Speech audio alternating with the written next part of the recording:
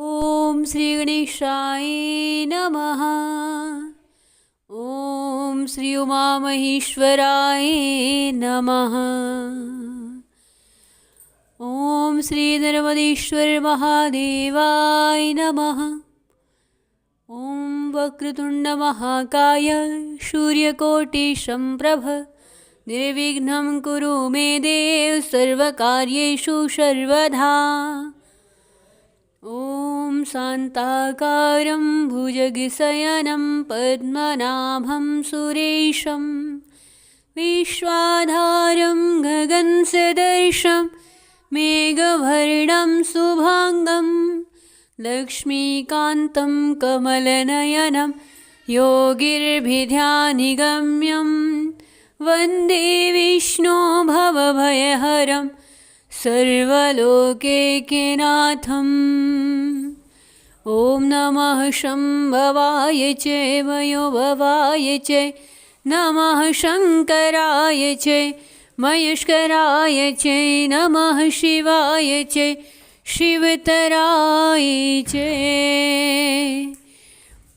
ॐ सर्वमङ्गलमाङ्गल्ये शिवे सर्वार्थसाधिके शरण्ये त्र्यंबिके गौरी नारायणी नमस्तुते।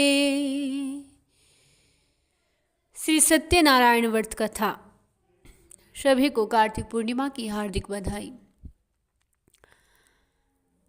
पहला अध्याय। एक समय नैमिषारण्य तीर्थ में शौनकादि 88 हजार ऋषियों ने श्री सूत जी से पूछा, हे प्रभु, इस कलयुग में वेद विद्या रहित मनुष्यों को प्रभु भक्ति किस प्रकार मिलेगी? उनका उद्धार कैसे होगा? इसलिए हे मुनिश्रेष्ठ, कोई ऐसा तप कहिए जिसे थोड़े ही समय में पुण्य की प्राप्ति होए, मनवांचित फल भी मिले। वह कथा सुनने की हमारी बड़ी इच्छा है। सर्वशास्त्र ज्ञाता श्री सूत जी बोले कि हे वैष्णव में पूज्य, आप सबने प्राणियों के हित की बात पूछी है। अब मैं उस श्रेष्ठ व्रत को आप लोगों के लिए कहूँगा, जिस व्रत को श्री नारायण जी ने श्री लक्ष्मी नारायण से पूछा था और लक्ष्मीपति ने मुनिश्रेष्ठ नारद जी से जो कहा था। ध्यान से सुनो। एक समय योगी राज नारद जी दूसरों के हित की इच्छा से अनेकों लोकों में घूमते हुए मृत्युलोक में पहुँचे। यहाँ अनेकों योनियों में जन्मे सभी मनुष्य अपने कर्मों के द्वारा अनेकों दुखों से पीड़ित थे। उन्हें देख कर के सोचा नारद जी ने कि किस यत्न से करने से इनका दुख का विनाश हो सकेगा। ऐसा वन में सोच कर के श्री विष्णु लोक को गए। वहाँ श्वेत वर्ण और 4 भुजाओं वाले देव के स्त्री नारायण को देखा, जिनके हाथों में शंख चक्र गदा पद्म थे तथा वरमाला पहने हुए थे। वह स्तुति करने लगे, हे भगवान, आप अत्यंत ही शक्ति से संपन्न हैं। मन और वाणी भी आपको प्राप्त नहीं कर सकती। आपका आदि मध्य अंत नहीं है। निर्गुण स्वरूप सृष्टि की आदिभूति व भक्तों के दुखों को नष्ट कर देने वाले आपको मेरा नमस्कार है। नारद जी ने इस प्रकार स्तुति कर सुनकर के भगवान श्री विष्णु बोले कि हे मुनिश्रेष्ठ, आपके मन में क्या है? आप किस काम के लिए यहाँ पधारे हैं? निसंकोच सब कहो। तब नारद मुनि बोले कि हे प्रभु, मृत्युलोक में सब मनुष्य जो अनेक योनियों में पैदा हुए हैं, अपने अपने कर्मों के द्वारा अनेक प्रकार के दुखों से दुखी हो रहे हैं। हे नाथ, मुझ पर दया रखते हुए बताइए कि उन मनुष्य के सब दुख थोड़े ही प्रयत्न से कैसे दूर हो सकते हैं? श्री भगवान बोले कि हे नारद, मनुष्य की भलाई के लिए बहुत अच्छी बात पूछी है।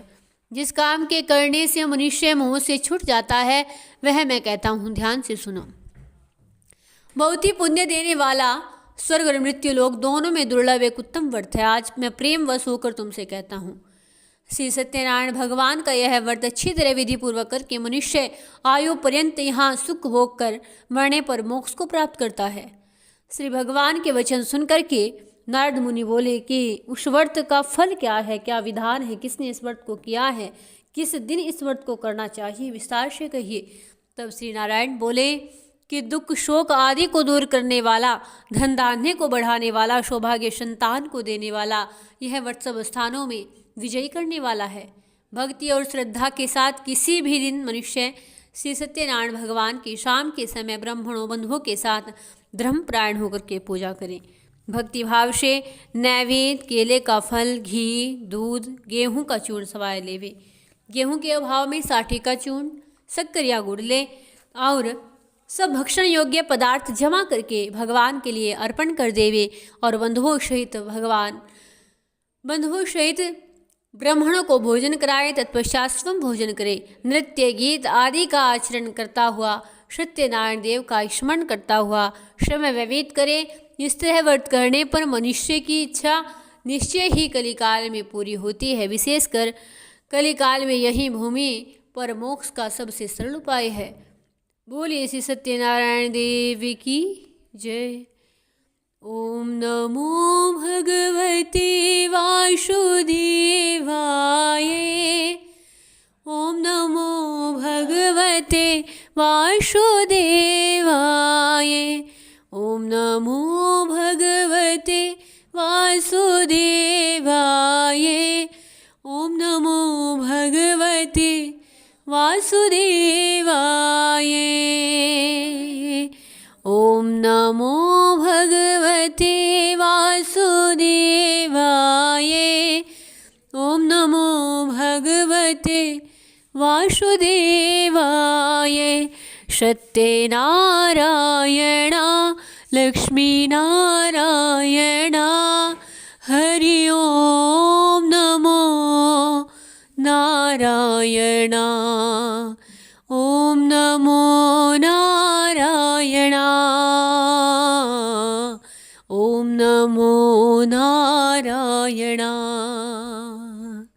हरि ओम नमो नारायण। ओम नमो नारायण। बोलिए सत्यनारायण भगवान की जय। दूसरा अध्याय। सूत जी बोले कि हे ऋषियों, जिसने पहले समय में इस व्रत को किया है उसका इतिहास कहता हूँ, ध्यान से सुनो। सुंदर काशीपुरी नगरी में एक अत्यंत निर्धन ब्राह्मण रहता था। वह भूख और प्यास से बेचैन हुआ नित्य पृथ्वी पर घूमता था। ब्राह्मणों से प्रेम करने वाले भगवान ने ब्राह्मण को दुखी देख करके बूढ़े ब्राह्मण का रूप धारण करके उसके पास जा पहुँचे। आदर के साथ बोले कि हे विरप, नित्य दुखी हुआ पृथ्वी पर क्यों घूमता है? हे श्रेष्ठ ब्राह्मण, यह सब मुझसे कहो, मैं सुनना चाहता हूँ। ब्राह्मण बोला, मैं निर्धन ब्राह्मण हूँ, भिक्षा के लिए पृथ्वी पर फिरता हूँ। हे भगवान, यदि आप इसका कोई उपाय जानते हैं तो कृपा कर कहे।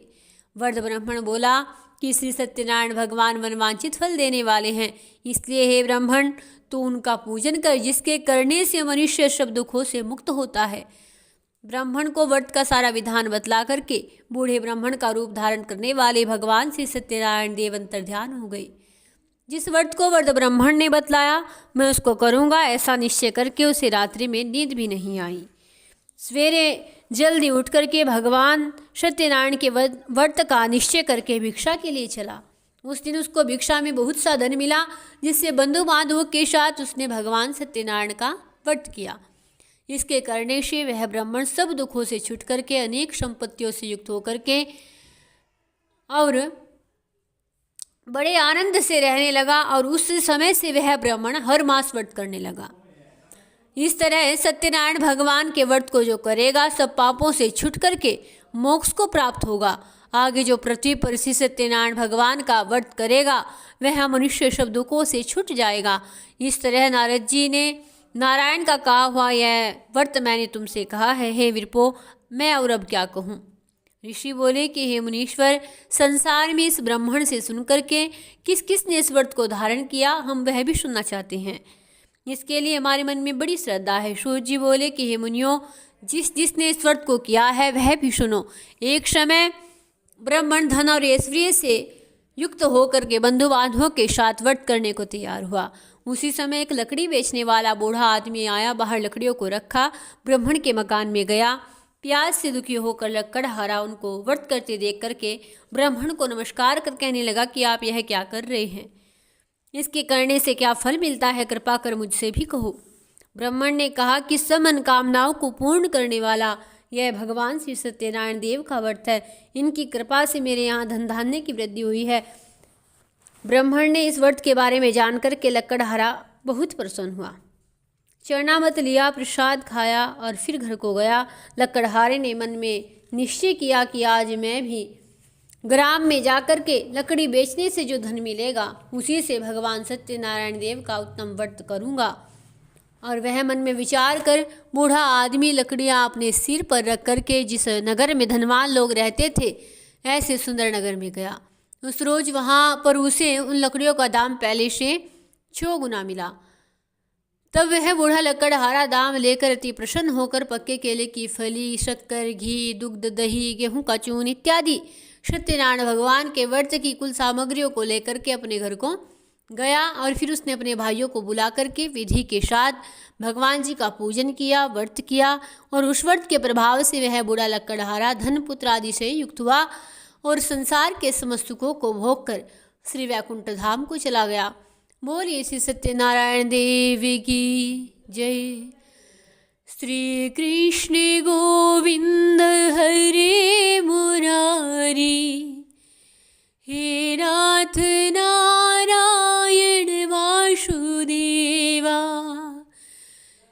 पितृमातृ स्वामी सखा हमारे, पितृमातृ स्वामी सखा हमारे, हे नाथ नारायण वासुदेवा।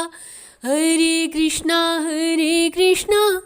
कृष्णा कृष्णा हरे हरे, हरे रामा रामा रामा हरे हरे, हरे कृष्णा कृष्णा कृष्णा हरे हरे, हरे रामा रामा रामा हरे हरे, हरे कृष्णा कृष्णा कृष्णा हरे हरे, हरे रामा रामा हरे हरे। बोलिए श्री राधे कृष्णा की जय। 3रा अध्याय। सूत जी बोले कि हे मुनिश्रेष्ठ मुनियों, अब आप आगे की कथा कहता हूँ, ध्यान से सुनो। पहले समय में उल्कामुक नाम का एक बुद्धिमान राजा था। वह सत्य वक्ता जितेंद्रिय था। प्रतिदिन देवस्थानों में जाता गरीबों को धन दे करके उनके कष्टों को दूर किया करता था। उसकी पत्नी कमल के समान मुख वाली सती साध्वी थी। भद्रशिला नदी के तट पर उन दोनों ने भगवान सत्यनारायण का व्रत किया और उस समय में वहाँ एक साधु वैश्य आया। उसके पास व्यापार के लिए बहुत सा धन था। नाव को किनारे पर ठहरा करके राजा के पास आ गया और राजा को व्रत करते देख करके विनय के साथ पूछने लगा कि हे राजन, भक्ति युक्त चित्त से आप यह क्या कर रहे हैं? मेरी सुनने की इच्छा है, सो कृपा कर कहो। राजा बोला कि हे साधु, अपने बांधवों के साथ पुत्र आदि की प्राप्ति के निमित्त भगवान महान शक्तिमान सत्यनारायण देव का व्रत व पूजन किया जा रहा है। राजा के वचन सुनकर के साधु आदर के साथ बोला कि हे राजन, मुझसे इसका विधान कहो। मैं भी आपके कथनानुसार इस व्रत को करूँगा। मेरे भी कोई संतान नहीं है, इससे निश्चय ही होगी। राजा से सब विधान सुनकर व्यापार से निवृत्त हो आनंद के साथ घर गया। साधु ने अपनी स्त्री से संतान देने वाले व्रत का समाचार सुनाया और कहा कि जब मेरे संतान होगी तब मैं इस व्रत को करूँगा। साधु ने ऐसे वचन अपनी स्त्री लीलावती से कहे। एक दिन उसकी स्त्री लीलावती पति के साथ आनंदित होकर सांसारिक धर्म में प्रवृत्त होकर भगवान श्री सत्यनारायण देव की कृपा से गर्भवती हो गई। 10वें महीने में सुंदर कन्या का जन्म हुआ। दिनों दिन कन्या इस प्रकार बढ़ने लगी जैसे शुक्ल पक्ष का चंद्रमा बढ़ता है। कन्या का नाम कलावती रखा गया। तब लीलावती ने मीठे शब्दों में अपने पति से कहा कि हे स्वामी, आपने जो संकल्प लिया था कि भगवान जी का व्रत करूँगा, उसे करिए। साधु बोला कि हे प्रिय, इसके विवाह पर अवश्य ही करूँगा। इस प्रकार अपनी पत्नी को आश्वासन दे करके वह नगर को चला गया और कलावती पितृगृह में वृद्धि को प्राप्त हो गई। साधु ने जब नगर में सखियों के साथ अपनी पुत्री को देखा, तुरंत दूत बुला करके कहा कि पुत्री के वास्ते कोई सुयोग्य वर देख कर लाओ। साधु की आज्ञा पाकर के दूत कंचन नगर में पहुंचा। वहां बड़ी ही खोज और देखभाल कर लड़के के लिए सुयोग्य वणिक पुत्र को ले आया। उस सुयोग्य लड़के को देख करके साधु ने अपने बंधु बांधवों के साथ प्रसन्नचित होकर के अपनी पुत्री का विवाह उसके साथ कर दिया। किंतु दुर्भाग्य से विवाह के समय भी इस व्रत को करना भूल गया। अब भगवान क्रोधित हो गए और श्राप दिया कि तुम्हें दारुण दुख प्राप्त होगा। अपने कार्य में कुशल साधु बनिया जमाता सहित समुद्र के समीप स्थित रतनपुर नगर भी गया और वहां दोनों ससुर जमाई चंद्रकेतु राजा के उस नगर में व्यापार करने लगे। एक रोज भगवान सत्यनारायण की माया से प्रेरित होकर कोई चोर राजा का धन चुरा करके भागा जा रहा था, किंतु राजा के दूतों को आता देखकर चोर ने घबरा करके भागते हुए राजा के धन को वहीं चुपचाप रख दिया जहां वो ससुर जमाई ठहरे हुए थे। जब दूतों ने उस साधु वैश्य के पास राजा के धन को देखा, दोनों को बांध करके ले गए और प्रसन्नता के साथ दौड़ते हुए राजा के समीप जाकर बोले कि है दो चोर हम पकड़ कर लेकर आए हैं, देख कर आज्ञा दे। तब राजा की आज्ञा से उनको कठोर कारावास में डाल दिया गया, सब धन छीन लिया गया और सत्यनारायण भगवान के श्राप से उनकी पत्नी भी घर पर बहुत दुखी हुई। घर पर जो धन रखा था चोर चुरा करके ले गए। शारीरिक व मानसिक पीड़ा तथा भूख प्यास से अति दुखी हो करके अन्न की चिंता में कलावती एक ब्राह्मण के घर गई। वहाँ उसने भगवान श्री सत्यनारायण का व्रत होते देखा, कथा सुनी, प्रसाद ग्रहण किया। रात को घर आई। माता ने कलावती से कहा, हे पुत्री, अब तक तू कहाँ रही? तेरे मन में क्या है? कलावती बोली, हे माता, मैंने एक ब्राह्मण के घर श्री सत्यनारायण देव का व्रत होते देखा है। कन्या के वचन सुनकर के लीलावती भगवान के पूजन की तैयारी करने लगी। लीलावती ने परिवार और बंधुओं के साथ श्री सत्यनारायण भगवान का पूजन किया और वर मांगा कि हे प्रभु, मेरे पति और दामाद शीघ्र घर को आवे। साथ ही प्रार्थना की कि सबका अपराध क्षमा करो। सत्यनारायण भगवान इस व्रत से संतुष्ट हो गए और राजा चंद्रकेतु को स्वप्न में दर्शन देकर के कहा कि हे राजन, दोनों वैश्यों को प्रातः ही छोड़ दो और उनका जो धन तुमने ग्रहण किया है उनको दे दो, नहीं तो मैं तेरा धन, राज्य, पुत्र आदि सब नष्ट कर दूंगा। राजा से ऐसे वचन सुनकर कहकर के भगवान अंतर्ध्यान हो गए। प्रातःकाल राजा चंद्रकेतु ने सभा में अपना शोपन सुनाया। फिर दोनों वणिक पुत्रों को कैद से मुक्त किया। सभा में बुलाया गया। दोनों ने आते ही राजा को नमस्कार किया। राजा मीठे शब्दों से बोला कि हे महानुभावों, भावी वश ऐसा कठिन दुख तुम्हें प्राप्त हुआ, अब कोई भय नहीं। ऐसा कहकर के राजा ने उनको नए नए वस्त्राभूषण दिए। जितना धन लिया था उससे दुना धन देकर के आदर सहित विदा किया। दोनों वैश्य अपने घर को चल दिए। बोले श्री सत्यनारायण देव की जय। हरि ओम नमो नारायणा, ओम नमो नारायणा, ओम नमो नारायणा। हरि ओम नमो नारायणा, ओम नमो नारायणा। लक्ष्मी नारायणा, सत्यनारायणा, हरि ओम नमो नारायणा, ओम नमो नारायणा। बोलिए श्री लक्ष्मी नारायण देव की जय। चौथा अध्याय। सूत जी बोले कि वैश्य ने मंगलाचार करके यात्रा प्रारंभ की, अपने नगर को चला। उसके थोड़ी दूर निकलने पर ही दंडी वेशधारी भगवान सत्यनारायण ने उनसे पूछा कि हे साधु, तेरे नाव में क्या है? अभिमानिक वणिक पुत्र हंसता हुआ बोला, हे दंडी, क्यों पूछते हो? क्या धन लेने की इच्छा है? मेरी नाव में तो बेल और पत्ते भरे हैं। वैश्य का कठोर वचन सुनकर के भगवान ने कहा कि तुम्हारा वचन सत्य हो। दंडी ऐसा कहकर के वहां से दूर चले गए। कुछ दूर जाकर समुद्र के किनारे पर बैठ गए। दंडी के जाने पर वैश्य ने नित्य क्रिया करने के बाद नाव को ऊंची ऊटी देख करके चंबा किया और नाव में बेल पत्ते भरे देख करके मूर्छित हो गिर पड़ा और फिर मूर्छा से जागने पर शोक प्रकट करने लगा। और तब उसका दामाद बोला कि आप शोक न करें, यह दंडी का श्राप है, अतः उनकी शरण में चलना चाहिए, तभी हमारी मनोकामना पूरी होगी। दामाद के ऐसे वचन सुन करके वह दंडी के पास पहुंचा और वहां अत्यंत भक्ति भाव से नमस्कार करके बोला कि मैंने जो आपसे असत्य वचन कहे थे उनके लिए मुझे क्षमा करो।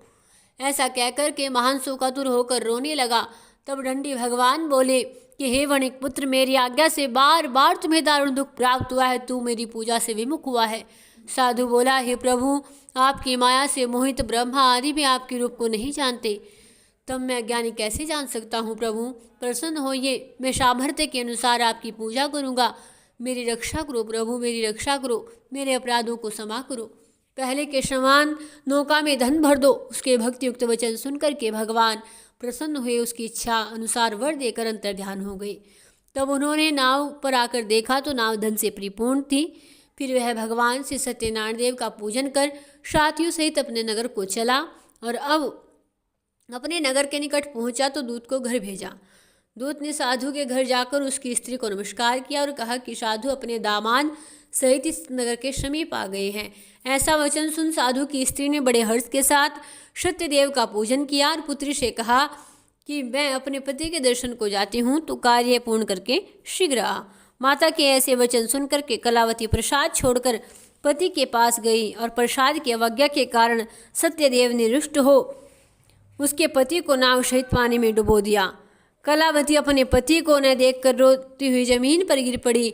इस तरह नौका को डूबा हुआ देखकर कन्या को रोता देख करके साधु दुखित हो बोला, हे प्रभु, मुझसे या मेरे परिवार से जो भी भूल हुई हो उसे क्षमा करो। उसके दीन वचन सुनकर के भगवान सत्यदेव प्रसन्न हो गए और आकाशवाणी हुई, साधु, तेरी कन्या मेरे प्रसाद को छोड़कर आई है, इसलिए इसका पति अदृश्य हुआ है। यदि वह घर जाकर के प्रसाद खाकर लौटे तो पति अवश्य मिलेगा। ऐसी आकाशवाणी सुनकर कलावती ने घर पहुँच कर के प्रसाद खाया और फिर आकर के पति का दर्शन किया। तत्पश्चात साधु ने बंधु बांधवों सहित सत्यदेव का विधि पूर्वक पूजन किया और उसी दिन से वह पूर्णिमा को भगवान श्री सत्यनारायण देव का पूजन करने लगा। फिर इस लोक का सुख भोग कर अंत में स्वर्गलोक को चला गया। बोलिए श्री सत्यनारायण देव की जय। ओम नमो भगवते वासुदेवाय। ओम नमो भगवते वासुदेवाय। ओम नमो भगवते वासुदेवाय। ओम नमो भगवते वासुदेवाय। ओम नमो भगवते वासुदेवाय। ओम नमो भगवते वासुदेवाय। बोलिए श्री लक्ष्मीनारायण देव की जय। श्री सत्यनारायण भगवान की जय। 5वां अध्याय। सूत जी बोले कि हे ऋषियों, मैं और भी कथा कहता हूँ, सुनो। प्रजापालन में लीन तुंगध्वज नाम का एक राजा था। उसने भी भगवान का प्रसाद त्याग करके बहुत दुख प्राप्त किया। एक समय वन में जाकर के वन्य पशुओं को मारकर वड वृक्ष के नीचे आया और वहां उसने ग्वालों को भक्ति भाव से बांधवों सहित श्री सत्यनारायण देव का पूजन करते देखा।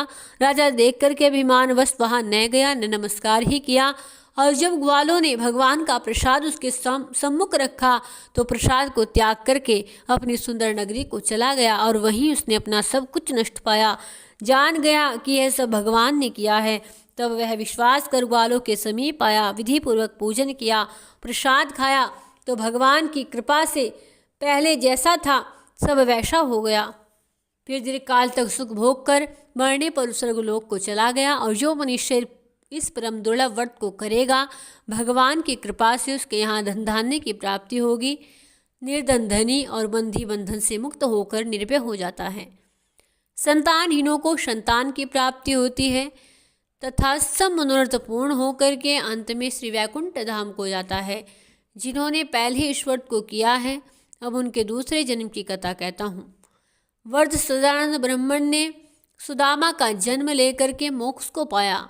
उल्कामुख नाम का राजा दशरथ होकर के वैकुंठ को प्राप्त हुआ। साधु नाम के वैश्य ने मोरध्वज बन करके अपने पुत्र को आरे से चीर कर मोक्ष को प्राप्त किया। महाराज तुंगध्वज ने स्वयंभू होकर के भगवान में भक्ति युक्त कर्म करके मोक्ष को प्राप्त किया। बोलिए श्री सत्यनारायण देव की जय। श्री राधे कृष्णा की जय। श्री गौरी शंकर की जय। जय गणेश जय गणेश जय गणेश देवा।